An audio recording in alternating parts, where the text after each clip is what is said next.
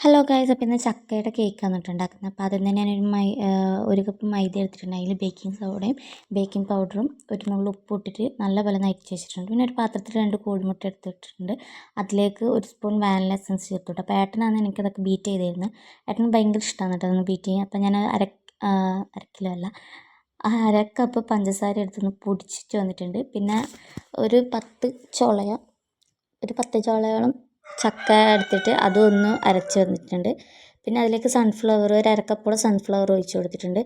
പിന്നെ അതിലേക്ക് നമ്മൾ ബീറ്റ് ചെയ്ത് വെച്ച് അതിലേക്ക് ഞാൻ ആ പഞ്ചസാര പൊടിച്ചതും കൂടി ചേർത്ത് കൊടുത്തു കേട്ടോ.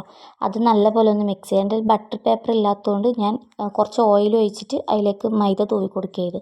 പിന്നെ കാരമൽ ചെയ്തത് അതും കൂടി ഒന്ന് ചേർത്ത് അതും മിക്സ് ചെയ്ത് അതിലേക്ക് നേരത്തെ അരിച്ച് വെച്ച മൈദക്കൂട്ടും കൂടി ചേർത്ത് കൊടുത്തു കേട്ടോ.